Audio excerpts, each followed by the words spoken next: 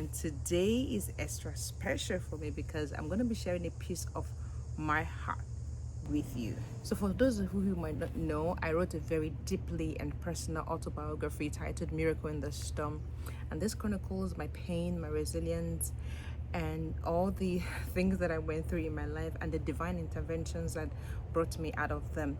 And this indeed is a testament that no matter how fierce the battle is or the storm is, miracle always happens that can bring you out of it.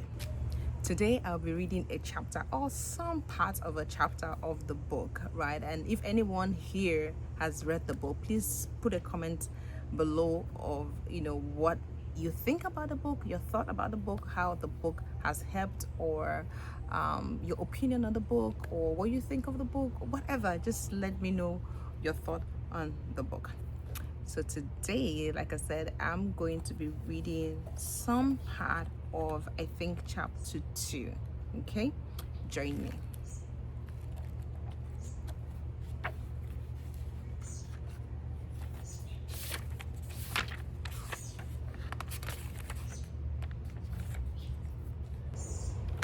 So this is the book Miracle in the Storm. You can get it on Amazon. You can get it on my website, and I'm going to leave the links for you to get them. I eventually spotted that this is Lagos sign, which meant we had finally arrived at a popular city after hours on the road. Unlike Delta State, which is relatively quiet, Lagos was bustling with activity. There was heavy traffic on the major road, while hawkers sold their goods aggressively under the scorching sun. Drivers honked loudly as bus conductors bellowed to get the attentions of passengers.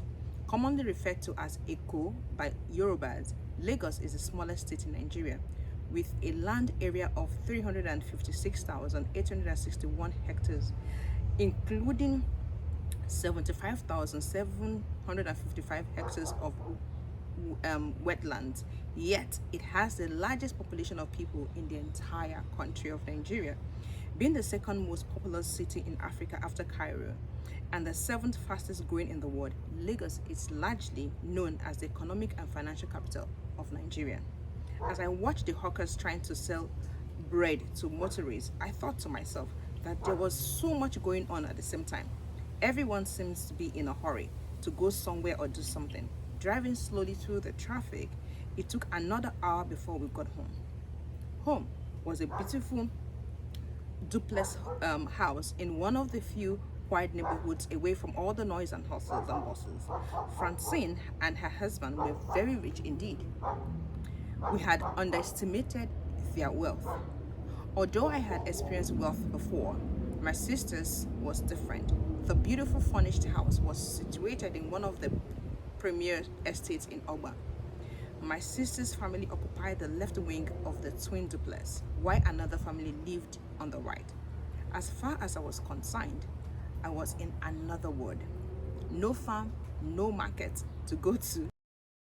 From the first few weeks after my arrival, all I had to do was play, eat, and sleep. A few months later, after an intense debate between my sister and her husband about whether I should attend a public or private school, I was registered at Ogba Grammar School to begin my secondary school education. Even though on the slide I wanted to attend a private school, I was glad that I was finally going to settle down in school. Due to the time it took Francine to make up her mind that I would be attending a public school, I completely missed out on the first term in school and had to join during the second term of JSS2, which is the Junior Secondary School Class 2. That's how we call it in Nigeria. Before long, it finally dawned on me that my welcome party to Lagos was over. While Francine's children were driven to school, along the road to my school, I was not allowed to join them in the car.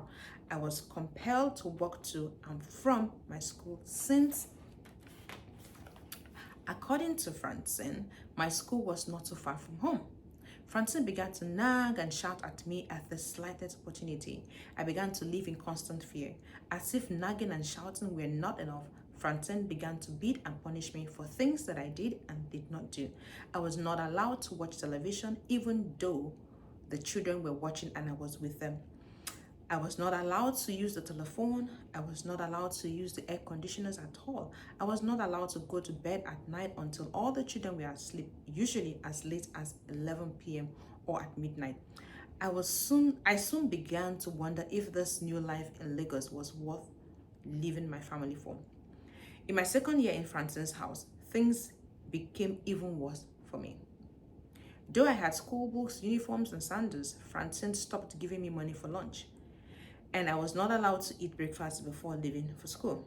At home, I was to keep constant watch over the children, even though there were several nannies in the house, and I wasn't allowed to take a nap despite the fact that I had to stay awake until all the children were asleep. I was not allowed to play in the compound or even be seen outside the building except on my way to or from school. I was also not allowed to call my parents on the phone. School usually provided a means of escape from Francine. Although I took my studies seriously, I would play with my friends as hard as I could, since I knew I would not have such opportunities once I was home. I dreaded closing time at school, as it would always bring me back to reality. I would have given anything to extend school hours. Soon it became difficult to go to school early because Francine would ask me to do one extraneous chore or the other before I left for school. I found it difficult to concentrate at school, and so it was not surprising that after the junior secondary school JSS2 promotional exam, I failed and was asked to repeat the class. Since I had never experienced failure before, even at the primary school level, I didn't know how to handle it and was too afraid to tell Francine. So I lied. When school resumed for a new season, however, I was mysteriously admitted into JSS 3, which is the Junior Secondary School Class 3. Having escaped by the skin of my teeth, I worked hard to be promoted to Senior Secondary School Class 1, which is SS1. SSS1. Even in the face of continued hostility at home. One evening after school, I was carrying a cup of hot water, and Francine's 4-year-old daughter, Ada, ran into me. Since there was no adult at home, I didn't know what to do. With the help of the nannies, I tried to ease her pain, but because she kept rubbing the surface of the wound, her skin began to peel. Neighbors who heard her cry soon called Francine on the phone, and Ada was rushed to the hospital where she spent several days. Every time I visited her in the hospital, I felt awful, wishing that I were the one in pain instead. At home, I could not sleep as I kept wondering what my sister would do to me once her daughter got well. After Ada became well, Francine tried sending me back to my parents, but every time something came up and I managed to stay. From then on, each time Francine beat me, she would make sure she left a mark on my skin because the burn had left a scar on Ada's skin. Anytime I came back home from school, more than 15 minutes after school let out, Francine would rage, ignoring the fact that I had to walk the distance home. Where are you coming from this time around? Francine asked me one Friday afternoon. School, I managed to answer in a low tone, tired and hungry. You liar. The school closed more than 20 minutes ago and you are just strolling in, she shouted. I knew that if I stood in front of her far too long, she would hit me. So I slowly walked past her, avoiding any contact. Come back here, I'm talking to you and you're walking away. Are you drunk or something? She said, pulling me, and then continued. I know that you're coming from a man's house because I suspect you've been sleeping around with men, and I'm going to deal with you. I knew I was about to face street punishment. I wished for a moment that I really had the guts to sleep around. At least I wouldn't feel too bad if I'm being beaten or punished for what I did or for my sins, I thought. True to her words, Frances dealt with me. She locked me up in the visitor's bathroom under the staircase for hours without food. That night, Francine's husband Alex came back home with a friend, and it was not until he wanted to use the toilet that they realized I was still locked up. Alex had to go fetch the key from Francine, who was already asleep before I was released. While in the bathroom, I vowed that I would kill my sister if she ever released me. As soon as Alex opened the door for me, I decided to carry out my resolve. I dashed to the kitchen, drew out a knife, and went straight to Francine's bedroom upstairs. But before I could attack her, Alex saw me and forced the knife out of my hands. After putting the weapon away, he pleaded with me to forgive my sister. Reluctantly, I tried to forgive her and asked God to prevent me from committing murder or doing something I would regret in future. I went to bed that night crying and wondering when all my sufferings would end. After that night, Francine advanced to other forms of punishment, like locking me up out in the night and ripping off my clothes and seizing those that her husband had bought for me.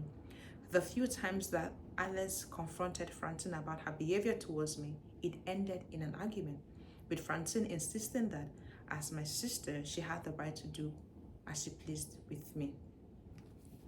Alice was always nice to me, however, he never punished or beat me even when I was wrong. In order to avoid further confrontations with his wife on my account, he resorted to consoling me after my encounter with my sister. Soon after, under the guise of consoling me, Alice would stick to be alone with me. Whenever he got the opportunity, he would grab me and force me to kiss him. Although he lived in London, Alice visited his family as often as he could. Whenever he was around, he would look for opportunities to take the children out, knowing that Francine would insist that I go with them. Even in the presence of his children, he would pin me to the wall and kiss me. I would struggle, cry, plead with him to stop, but he would not until he was either satisfied or distracted by something else. I could not tell anyone about this because, as he was well respected, I was afraid that no one would believe me and I would be punished for telling lies against him. One day he tried to rape me, but before he could, Francine walked into the room to the scene of her husband's intention, but instead of rebuking him, she slapped me. Enveloped with fury towards both of them, I challenged her. "Why did you slap me?" I asked, looking straight into her eyes. "Get out of my face and stop questioning me," she said.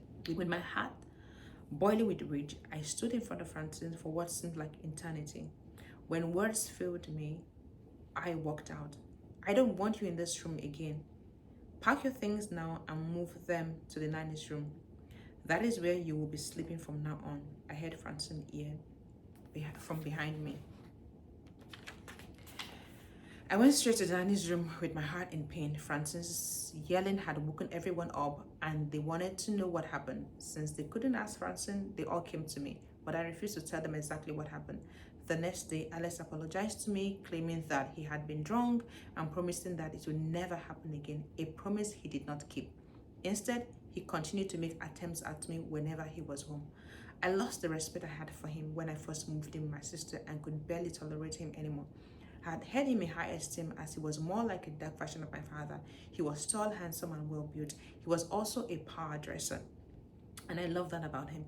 But all that soon faded away from my mind, and adherence took the place of that love. I became extremely careful.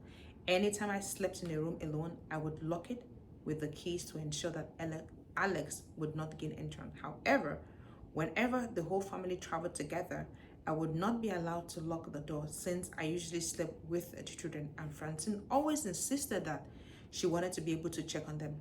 At those times, Alex would seize the opportunity to come into the room when his wife was sleeping to pester me. He would plead with me to allow him to kiss me or cuddle me and did not stop even when the children occasionally wake up to see what was happening.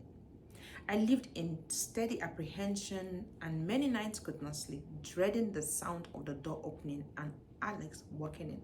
Soon enough, the door would open and Alex would come in and try to kiss or cuddle me. I wish the ground could open up and swallow me. "You have to stop this. You know what you're doing is very wrong," I said to Alex one day. He had never heard me talk to him about this action before. "I like you a lot and your beauty is alluring," he replied. "You have to. Not only are you married to my sister, you are like a father to me. I can't continue to live in this house like this. You have to stop it," I retorted. Shamelessly, Alice pleaded with me to understand. Refusing to let him kiss or cuddle me, I struggled to free myself from him. "Just one kiss and I will stop," he pleaded in a hazy voice. No, we both know that this is not true. You have said this several times and you never kept your promise. Please, I promise it would be true this time. He said, just to have his way. Just this time, he begged. I would tell people what you're doing, I responded. Keep your voice down. You know your sister will not believe you. And she will end up beating you, he warned me. It doesn't matter. I will still scream, I said, starting to raise my voice. Alex left me alone that night when he realized that I would not give in. However, he still did not put an end to his harassment. Even when his wife found out what his rowdy husband was up to, it did not deter him. My few and precious peaceful nights were when Alex was either in London or away from Lagos. Every time I was left alone with him and the children, I would make sure I stayed far away from him and watch his every move. Without drawing attention to myself, I avoided him like a plague, and miraculously, he never had his way with me. I think I will stop here today, and if you don't have a copy of this book, Miracle in the Storm, go get a copy. You can get it on Amazon, you can get it on my website. And okay, I'm just going to read some of the praises for Miracle in the Storm by a few people who sent it to me. This is from Dr. Obi Ezekwesili, the former vice president of World Bank Africa Division. She said, Miracle in the Storm is a breathtaking book that will make you laugh out loud, share it here, and turn page after page. At a time when people take pain to keep their past a secret, Anita has chosen to share hers with the world despite the possibility of being scrutinized. The book covers the gamut of abuse and struggle that a lot of people face in our society, while showing that miracles do happen even in the raging tempest. The transparency and dignified triumph from life-scarring tragedy enables the author to offer a healing balm for those who will have the fortune of getting this book in their hands and reading it for bad experiences never shared. I highly recommend this book as a must-read rite of passage book for everyone, both young and old. And this one is from the former deputy governor of CBN, that's the Central Bank of Nigeria, in the person of NSC Ebi. He said, this book is a timeless testimony of faith, hope, and dogged determination to succeed in the face of adversity. Anita's unshakable focus on God caused him to come through for her. This extraordinary and remarkable story shows that it is better to put your trust in God than in man. Miracle in the Storm clearly reveals the power of faith to guide us through the worst adversity. It is our local version of the American dream. And for my former pastor, Pastor Idowu Iliomade, the senior pastor of RCCG City of David, that's the Redeemed Christian Church of God, he said, Miracle in the Storm is about the courage of a young girl and God's faithfulness, an incredible story that will leave you breathless. I salute Anita for the bravery to share her story with the world. I dare say this is a must read.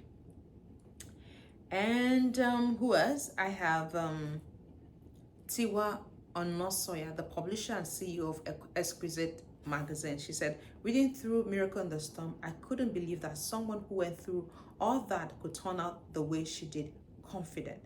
Very interesting and encouraging book. It inspired me and reinforced the fact that no matter what we go through, we can come out on top with the right mindset of not being discouraged. Well done, Anita.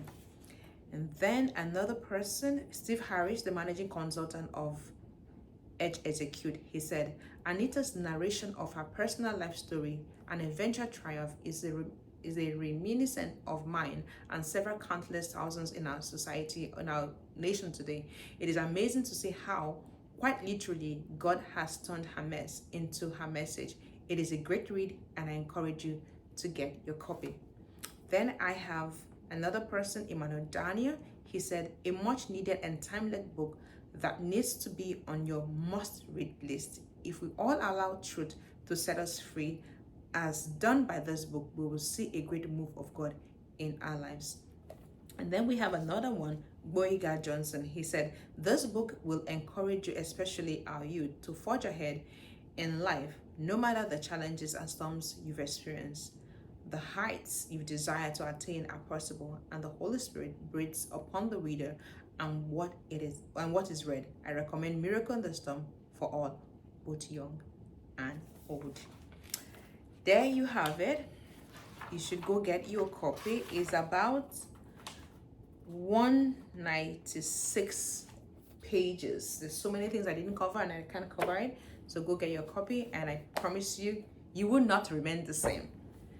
Thank you again for joining me and allowing me to share some part of my story with you and reading a chapter, some part of a chapter 2 of my book Miracle in the Storm with you. Like I said before, if you have read it, I would like to hear your thought. Please drop your comments on the comment section. Let me know what you think about the book. Did it bless you? Did it inspire you? Did it transform your life? Just let me know. And if you haven't read it, you can get a copy from Amazon. I'm going to drop the link, and also my website. You can have the PDF version, you can have the e-copy if you like reading from your phone or your laptop or your any of your electronic device, or if you want a hard copy like this, you can get one from Amazon. And so next week I'm going to be reading another chapter of my book. I think this will be for children. It's called Dara's Courage Code, and I'm not going to let out the card from the bag. You wait until you say it. So thank you again. Until I come your way, remain blessed and go get your copy.